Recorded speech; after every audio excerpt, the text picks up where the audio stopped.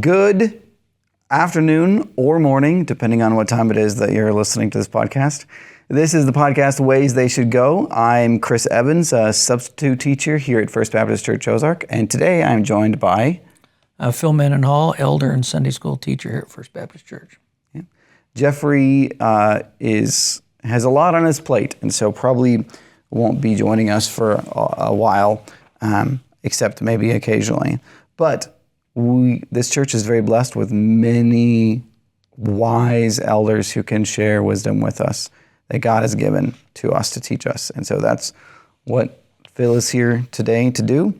So in this podcast, we take the Sunday school lessons from our church that we are learning in Sunday school and apply those as parents. So we assume you've already learned the lesson, you know what it's about, or if you don't attend our church, that you can study it on your own if you want. And so we're gonna dive into it. In this episode, in the Sunday school class, we talked about Jacob returning from his uncle Laban's to Esau, his brother, and there's a lot of potential tension in the relationship that Jacob is afraid of, and he does a lot to try to appease Esau on the way, and he also has a moment where he wrestles with God. And so we're going to talk about how those things relate to parenting. And the first thing I think we should talk about is, and the most obvious thing in that story, is sibling relationships. Jacob and Esau, I think you were saying before about dysfunctional families. There's a lot of dysfunction in that relationship. So what is something we can learn from their relationship and apply to our kids' relationship and what we can teach them? Well, first of all, I know last week you said you discussed, the idea of the favoritism, which really I think led to this in a sense. This was because parents decided to favor one child over another, which then began to pit them against one another. Mm-hmm. And then, of course, Jacob, being a deceiver, I don't know, he may have well known that he was supposed to get the blessing that was reserved for Esau. Rebecca may have told him because she was aware, God had told her this, but just taking matters into their own hands as opposed to allowing God to work it out the way that he would have worked it out. But of course, nothing takes God by surprise. He knew how this was going to go down. But what we can learn from them is, we have to teach our kids what God expects about how we treat our siblings, our brothers and sisters. And, we're never going to get it perfect, and they're never going to be perfect about it. No. But ultimately, God can use our efforts, as feeble and frail as they sometimes may be, as long as we obey them in prayer, right? Mm-hmm. And they may fight like cats and dogs when they're in the house. I remember my brother and sister. I got along great with my sister. We never really had any issues. But when my little brother came along, they fought like cats and dogs. But now I will tell you, we all love getting together occasionally and spending time together. And so it can be done. My parents did the best they could. And my parents did the best they could. But, and there were things that, they had that we didn't always get right. But same thing with my own kids. I mean, good night. I've heard stories from when we weren't at home and the oldest one was supposed to be watching them and stuff that was going on. Later on, we find out when they're grown. But now those boys get together and they absolutely love getting together. Three of us went on a hike the other day and just talked about, we used to fight and fuss when we were younger, but the great relationships they have now. And you don't always get to see that come to fruition until they're out of the house. But the hard work of, and I say, I'm not putting myself on a pedestal saying we got it all right, because we didn't. In fact, just some of the fighting that went on and the ways we handled it at times were not necessarily the most godly ways. And yet we wanted to do the right thing. We were trying to do the right thing. And God honors the effort, I think. And it comes to fruition in siblings that as they become of age and they're out of the house, they love those times together. There's a close family bond. And so I think that we don't want to skip over that requirement, that necessity that we have as parents to teach our kids what a good relationship looks like. Because they don't know. The only way, the best way for them to figure out what a relationship between siblings looks like is for it to be taught to them by their parents and modeled by their parents, though that's different because they're not seeing us as kids, right? But teaching them, I know with my kids, a lot of times they're fighting or whatever they're doing, which happens a lot, but they get along pretty well for the most part. But when a conflict arises, I come in and I just do my best to explain, this is how you're supposed to be acting, and this is how you're acting. My hope and desire is that over time they would see that, they would understand, pick up on, the next time, and 2, 3, 4, 5, 6 times later, they start to recognize I'm acting in this way as they're doing it, and then change their behavior.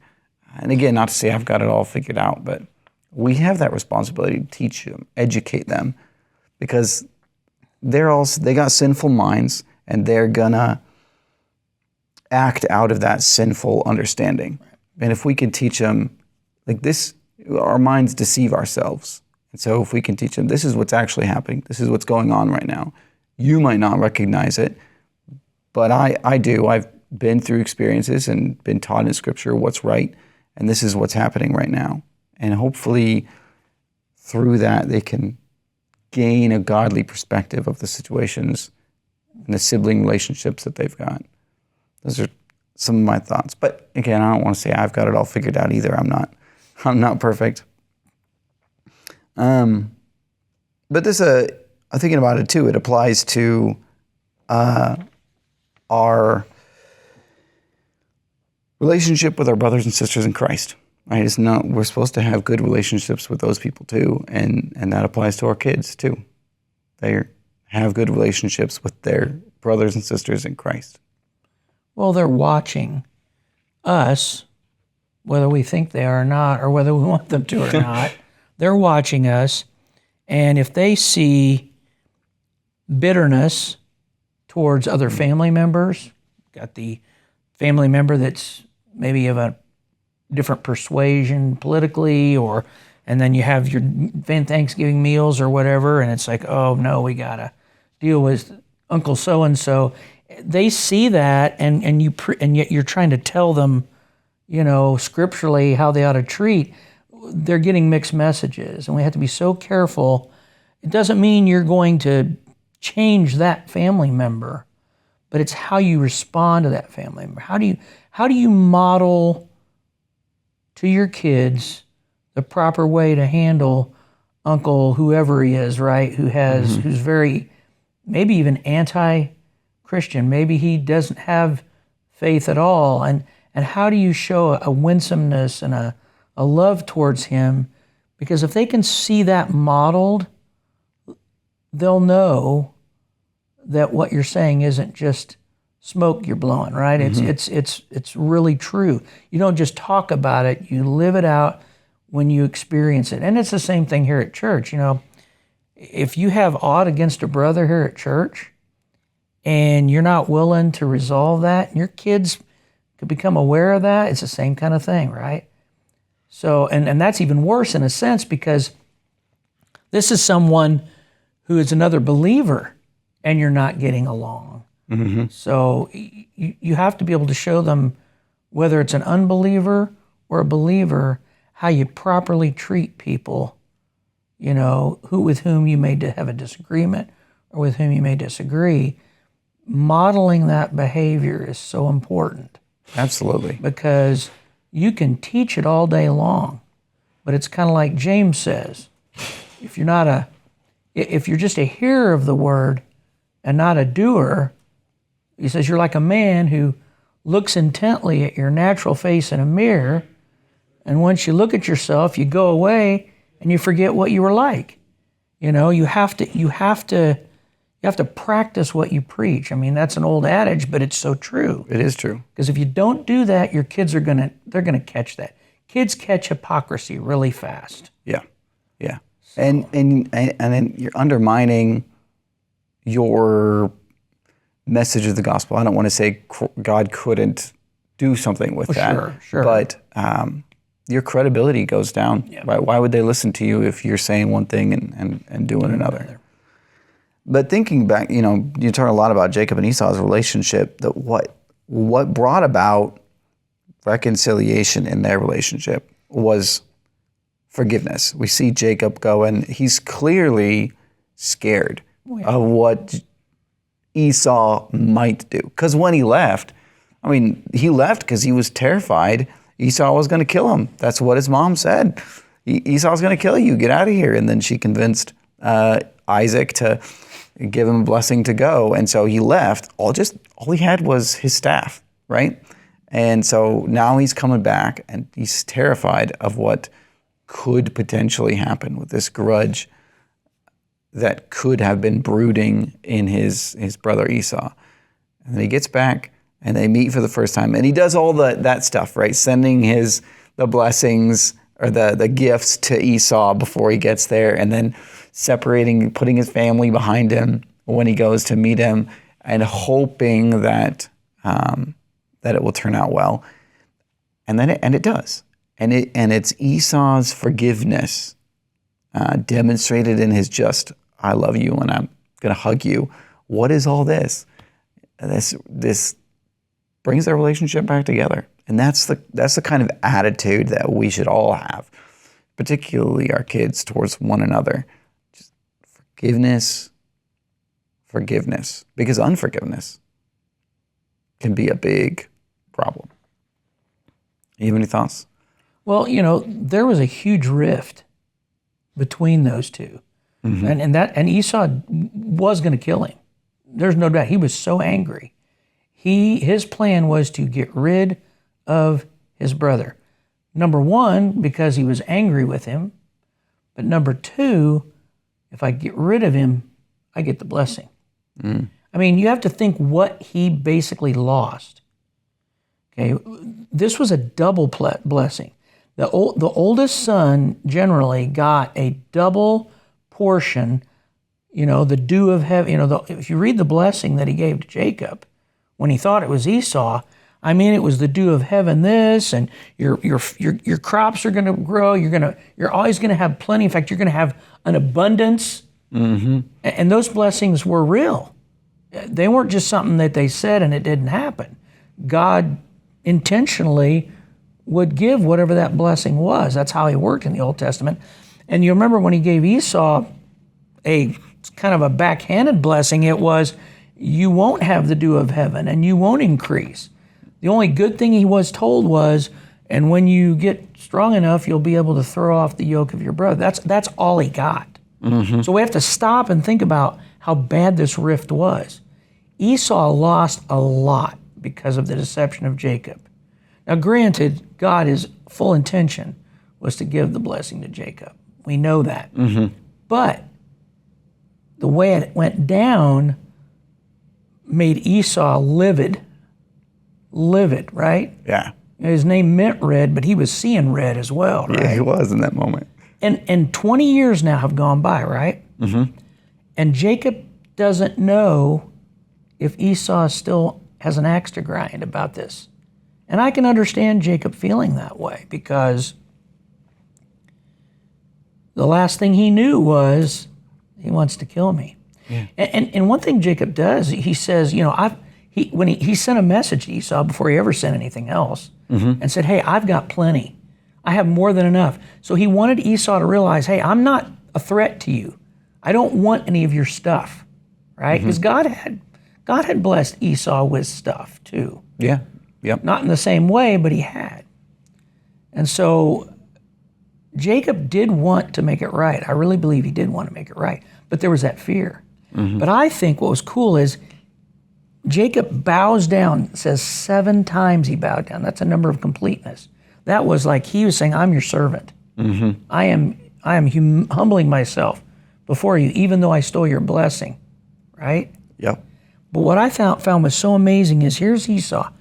Far as we know, was an unredeemed man. The Bible doesn't ever say anything about, we know his nation eventually became idol worshipers. But here's Esau. What does he do? He runs to meet his brother. And in our class, we talked about how that reminds us of the prodigal son, or the father running after the prodigal son. You know, it was not a common practice for men like that to run. In that It was context. considered undignified.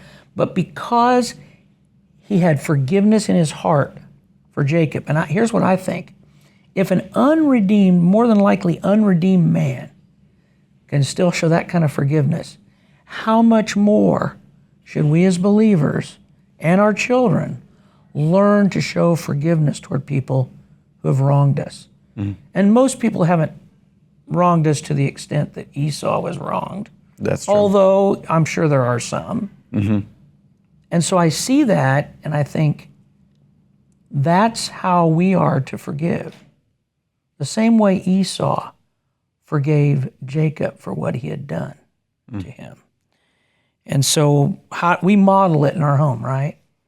What's a great way to model that? Kids can, sometimes when we get into argument with our spouse, it's not always in private, is it? Nope. Sometimes it overflows because it just happens. And our kids hear it. Once we've settled down, I think they ought to be in the room when that apology and that asking for forgiveness comes. Yeah. And Anytime that it's reasonable to do that. Anytime it's reasonable to do that. And it's not always reasonable to do that. Yeah. But when it's something that they need to hear, what you've just done is say, hey, I'm not perfect.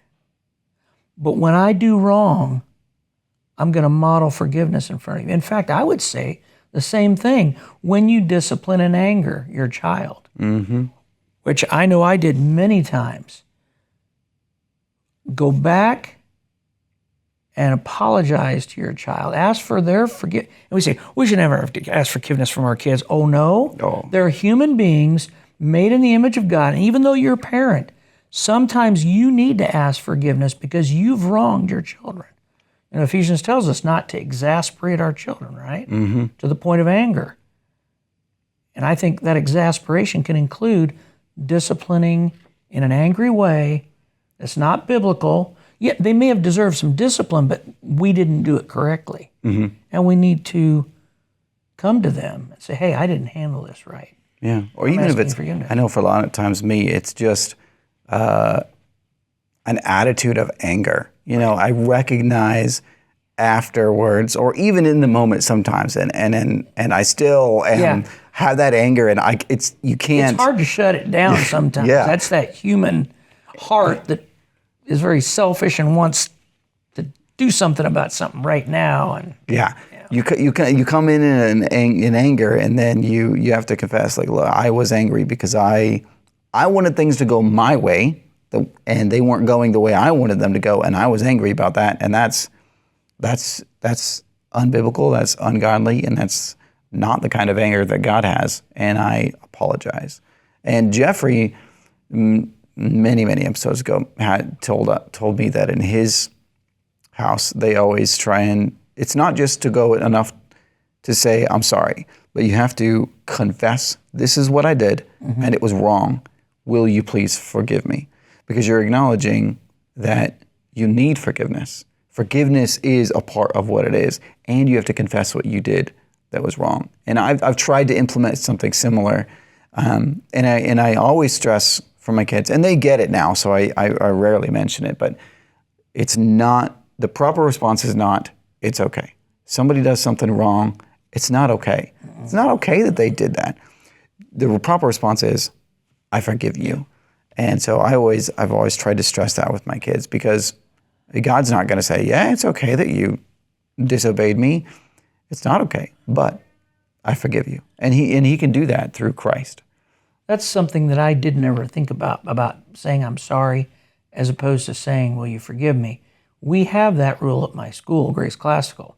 You know, you don't just say you're sorry. Sorry's fine, but it only goes so far. Yep. Because sorry is still not asking forgiveness.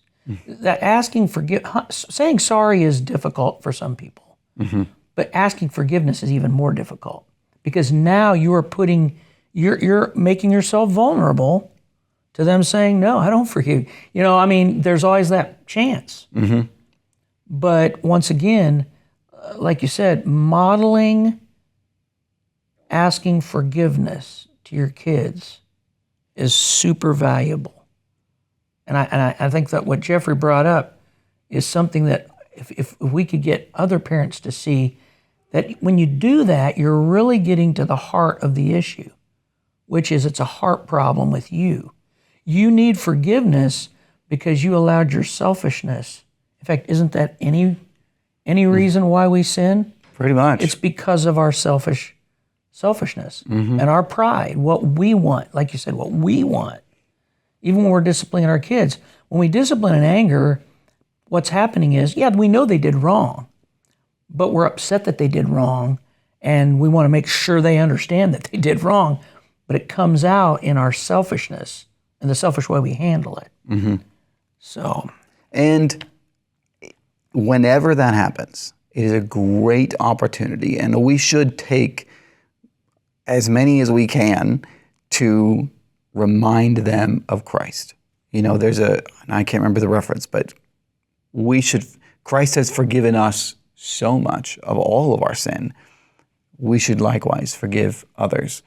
But as we are forgiving our children or asking for forgiveness from them, it's a great opportunity to say, and the reason I want to forgive you, particularly as parents, because we are modeling Christ to them. I want to forgive you of everything that you do because I want to model the forgiveness that Christ offers to his children. And that's all our hope and joy is that he forgives us through Christ. Well, before we started this, earlier when we first got here, we were talking about what if someone doesn't accept your forgiveness or does not want to forgive you? And should we ask forgiveness for people who may not want to? Well, we have a perfect example. It just came to mind. I didn't think of it when we were talking about it earlier. And when Jesus was on the cross, what did he say? He said, Father, forgive them, for they know not what they do. In other words, he forgave them. We said, well, that was Jesus. Well, wait a second. We got another example. Stephen, lay not this sin to their charge. Basically, he was forgiving them for stoning him. They didn't want that. No. But we have to be willing to extend forgiveness to people because sometimes over time, them seeing that kind of acceptance that you want forgiveness or that you're forgiving them, even when they won't ask your forgiveness, you forgive them despite what they do. Many times that can end up with them having a softened heart, and relationships can be restored. Yeah. And I think within the family, that's a great place because you're around each other. You can't get away from each other. If there is, talk about the other side of it, unforgiveness. Yes. You talked about bitterness earlier. That's where bitterness comes from, is when you don't forgive. Because when you forgive, I think one of my favorite definitions is it's giving up the right to ever be angry about that again. Right. You don't let it affect your relationship anymore. And I would also add in there a note. It doesn't mean that you forget, right? No. If someone is doing something wrong and it's going to hurt it has hurt your family, or you're afraid it's going to hurt your family in the future, you can forgive them and then also say, I don't want you around because I'm protecting my family. Right. That's okay. Or my favorite example, if someone takes your phone and they throw it in the lake, you're not going to let them lend your phone. You're not going to let them borrow your phone anymore. You're going to say, no, I'm not going to keep it. I forgive you for that, but I'm not going to let you have my phone. Right. We don't forget. But now I forgot where I was going with that. Well, you're right. There's there's some common sense involved here that you can forgive, but then there's some kind of accountability that has to go on with trust again. When trust has been broken. I was talking about unforgiveness before. Yes, right? that's what it was. Because if you don't forgive, and I mean, you're talking about living together. You don't get to get away from your siblings. If you don't forgive them, it's just going to make the relationship and the condition in the home miserable for everybody, because you're going to have a grudge. I think of Esau. He clearly been thinking about this relationship with Esau, and he was afraid of what it could be. And we see all these actions that he takes to hopefully try and avoid it.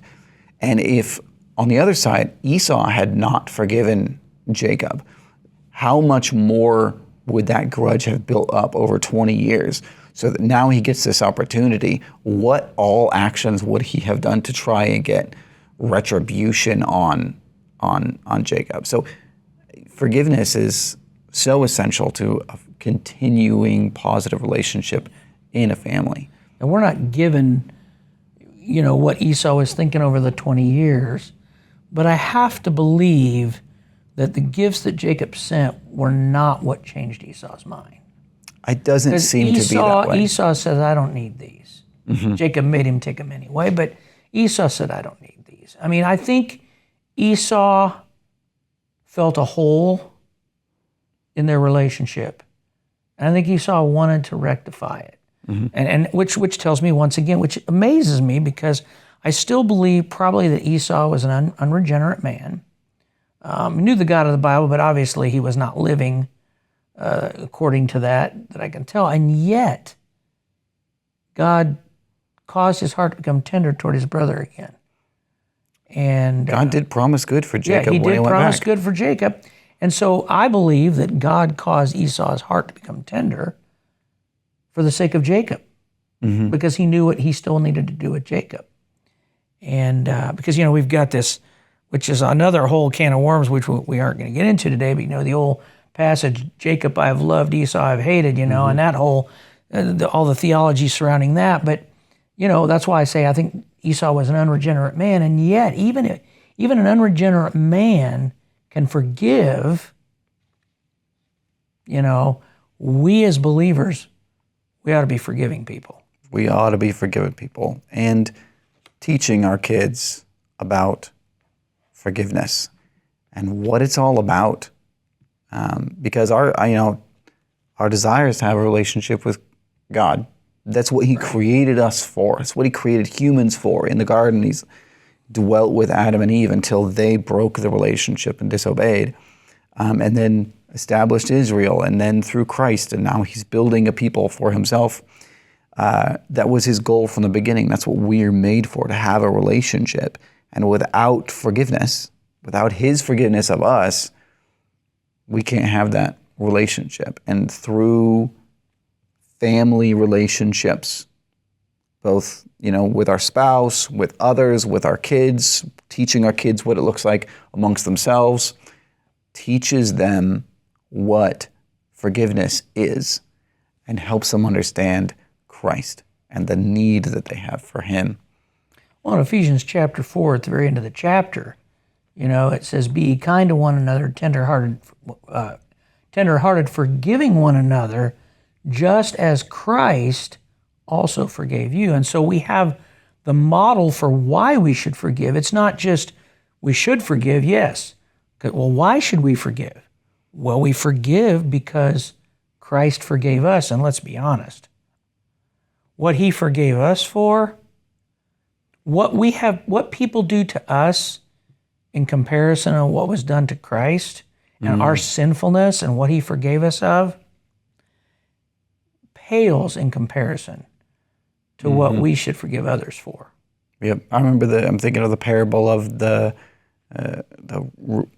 rich guy who forgives the one guy of his loan, and then he goes out. Oh, the Lord, and beats the guy in the alley. It was very little, right? Yeah. But that's a picture of the unforgiveness that we have in our families and with our kids, because this guy could never have paid that debt. 10,000 talents is, in biblical terms, is an astronomical amount. It was impossible to pay it back. Mm-hmm.